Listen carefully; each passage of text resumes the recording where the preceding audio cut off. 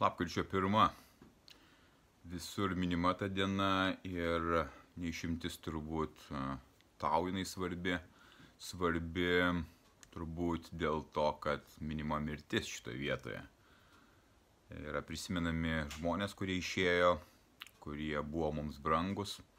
Vienokio ar kitokioje formoje yra prisimenama ar nuvykstant į kapus, ar šiaip pabūnant su savimis, savo mintimis. Tie žmonės jau yra iškeliavę, jų čia nėra, jie nedaro jokios įtakos mūsų gyvenimams.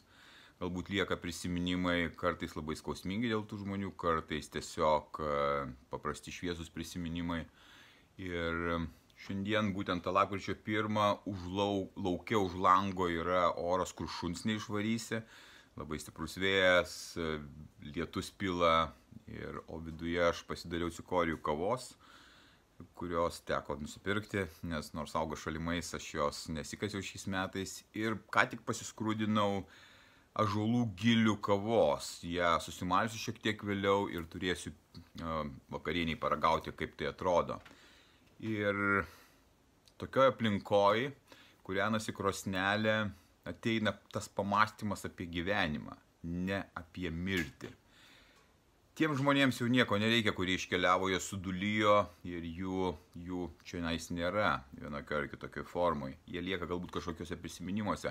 Bet šita šventė iš esmės yra šiai minutei net paminėjimo tų žmonių, kurie išėjo, o daugiau kaip kažkokia tradicija, kuri yra galbūt net nesuvokiama labai stipriai. Kai kurie žmonės giliai eina į tą liūdesį, būna tose kapinėse, aš nebeturiu tokio liūdesio, neturiu, nors mano tėvai jau seniai yra iškeliavę į kitus gyvenimus ir reinkarnavosi jau greičiausiai. Bet jie likę mano širdyje, aš su jais galiu pasikalbėti ir paminėti juos ir prisiminti juos širdyje bet kurioje vietoje. Man iš tikrųjų net nebūtina lankyti tų kapinių ir aš niekada lapkričio 1 ten nevažiuoju į tą masę, į tą oficialią kažkokią dieną. Nes tai nėra būtinybės. Aš juos prisimenu tada, kada aš prisimenu, kada natūraliai tas jausmas ateina pas mane. Bet dabar ne apie mirtį, o apie gyvenimą.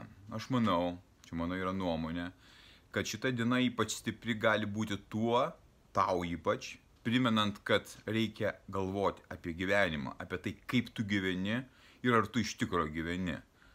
Kadangi aš susiduriu su žmonėmis, kurie yra toje tamsos pusėje, daug žmonių ateina iš tamsios pusės, kur jie nenori gyventi, nors yra gyvi, tai čia dabar klausimas dar, ant kiek tas yra gyvumas pas juos, nes jie nebenori gyventi. Jų nebenoras gyventi susijęs ne tik tai, kad jie nori fiziškai čia negyventi, galvoja apie savižudybę ir ant tiek sunku jiems. Bet daugelis žmonių iš tikrųjų susikuria galvose scenarijus, kuriuose jie paskendė savo liūdesyje ir savo tragiškume. Iš tikrųjų, ten nėra tokių ypatingų tragiškų dalykų, bet jie susikuria tai, kad jie jau viskas šitam gyvenime nieko negali padaryti, jie nemato jokios prasmės. Ir aš matau iš šalies, kaip nepriklausomas visiškai žmogus, kad jie net kartais nepabando iš ten išeiti. Jie giliai įtiki ir liūdi, ypač šitam skaitmeniniam pasaulyje, kai labai daug visokios informacijos, atrodo visi visko pasiekia, padarė ir nuveikia, tai kodėl čia man reikėtų gyventi?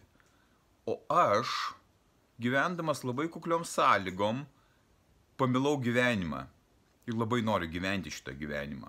Aš kiekvieną dieną matau prasmę būti toje dienoje, nors kartais iš tikro nieko ypatingo nevyksta. Kartais tiesiog vyksta paprastas gyvenimas, paprasti darbai, galbūt net labai paprasti pokalbiai su žmonėmis. Gal nėra netgi ir labai gilių kartais tų pokalbių, bet vyksta gyvenimas ir aš džiaugiuosi. Tas oras, kuris dabar yra, aš anksčiau tokio oro nekęsdavau. Jis man būdavo tragiškas, kodėl saulės nėra, kodėl lyja, kodėl šalta. Aš atidėdavau tą gyvenimą, aš negyvendavau. Aš nebūdavau šitoje realybėje, aš laukdavau, kad kažkokia šiluma ateis, arba aš gal važiuosiu į kitus kraštus. Padirbėsiu sunkiai, nemaloniai, nenoriai, bet aš ten po kažkurio laiko savaitę galėsiu pasiilsėti. Dabar pas mane to nėra. Aš matau tą kiekvieną dieną tuos lapus paskutinius krentančius. Matau tą žemę pilkėjančią, tą šlapumą aplinkui ir aš džiaugiuosi tuo. Nes viduje pas mane yra jauku, aš sukūriau savo gyvenimą, kuris būtų mano gyvenimas. Aš jį gyvenu kiekvieną dieną pilną širdimi. Bet žmonės kreipiasi į mane nematydami to gyvenimo. Jie paskendę savo voverės ratuose, savo problemėlėse, savo mažose tragedijose. Jie užsisukę tokioje sistemoje, kuri neleidžia atsikvėpti, neleidžia pasižiūrėti į save, neleidžia sustoti. Darbas, paskolos, vaikai, vartojimas, pramogos ir nėra jokio gilaus supratimo apie gyvenimą. Visi sukasi, kažką daro, kažko užsiėmė, bet kaip tu manai, kodėl tiek daug psichikos ligų, kodėl tiek daug nelaimingų, vienišų žmonių, kodėl tiek jų daug yra?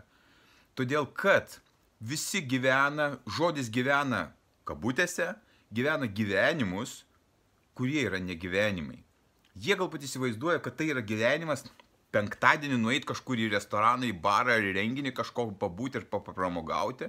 Čia yra gyvenimas, savaitgalį prie teliko pagulėti ir nuvažiuoti kažko nusipirkti ir gauti kažkokias atostogas. Daugumai žmonių tai atrodo gyvenimas, bet iš tikrųjų skausmas eina vidinis, aiškiai suvokiamas. Siela tau sako, čia ne tavo gyvenimas, tu iš vis net nepatyrinėjai savo gyvenimo, tu net nepagyveni to gyvenimo. Dėl to tai išsireiškia per psichikos sutrikimus, ligas, po to eina į fizinį kūną ir kūnas taip pat serga. Tai tas atitrukimas nuo tikrovės, nuo realybės sargdina žmonės. Tai yra, kad negyvenimas savo gyvenimu, ir apskritai negyvenimas, veda į tą beprotybę.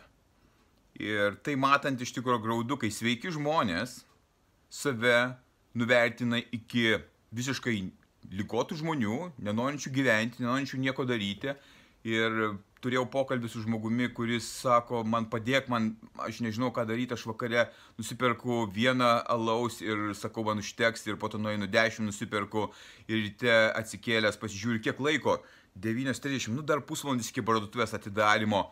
Ir taip sukasi ta plokštelė to gailėjimosi savęs, kad tas gyvenimas galbūt nepasisekęs kažkokioj tai vietoj.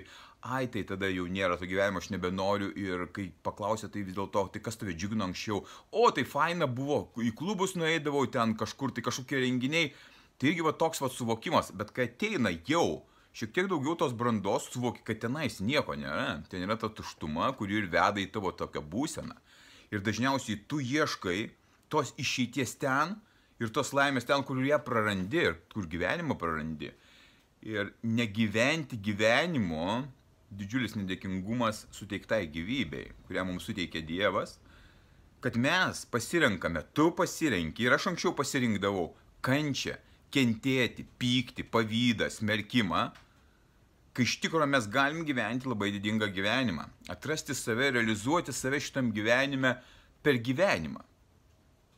Ir vakar tas žmogus man ir pasakė, žiūrėjau tavo video, kur tu sakai apie prasmę. Ir sako, aš dabar suprantu, kad prasmė, taip, tai aš galiu būti prasmė, tai apie mane. Čia man buvo skirta gyvybė, gyvenimas gyventi. Man buvo skirtas. Aš turiu patirti tą gyvenimą, nemenkindamas ir kentėdamas iš sukurtų scenarijų, o ieškodamas stiprybės. Kaip galėčiau šitam gyvenime būti stiprus, daryti pokyčius, daryti įtaką kitiems žmonėms, savo, kaip galėčiau pakeisti kažką tai. Kodėl taip nepagyvenus? Aš vadovaujuosi tuo pačiu principu, kad man yra skirta tiek, kiek man skirta šitam gyvenime ir aš jį pagyvensiu. Aš jį pagyvensiu taip, kad mano širdis džiaugsis. Aš jau dabar jaučiu, kad tas etapas, kuris pagyventas paskutinius tuos kelius metus, kad yra einant per skausmą, įsiskyrimų skausmą, įvairių netekčių skausmą, bet mano pasiryžimas atrasti tą džiugesį gyvenime, jis pasiteisino. Ir jeigu dabar ateitų paskutinė diena mano gyvenimo, aš sakyčiau, aš jau pagyvenau, aš jau galiu iškeliauti ir eiti toliau. Ir man mirtis nėra tas, kas mane liūdina, nes ten prasideda kažkas tai dar, tu eini kažkur kitur. Bet aš dar čia pagyvensiu, aš dar noriu čia pagyventi, nes tiesiog dar jaučiu, kad turiu čia pabūti. Džiaugiuosi kiekvieną akimirką ir nesmerkiu gyvenimo, kad jisai toks man yra atsitikęs. Aš padedu ir pakylėju kitus žmonės atrasti jų gyvenimus, atrasti gyvenimą tokį, koks jisai vertas, kur galima nukreipti savo energiją į kūrimą savo gyvenimą, neįgailesti savęs, kaip čia man šiandien blogai jaučiuosi, ar rytoj čia kažkaip blogai jaučiuosi, kad aš pinigų neturiu, ar sveikatos, ar santykių. O ką aš galiu padaryti? O kur aš galiu nueiti? o ko aš galiu pasiekti šitam gyvenime įvairiose srityse, ar dvasinėje, ar toj materialioje netgi, kodėl taip nepagyvenus, kodėl save reikia susmulkinti, numenkinti, kad tu esi nieko vertas. Tu esi labai daug ko vertas.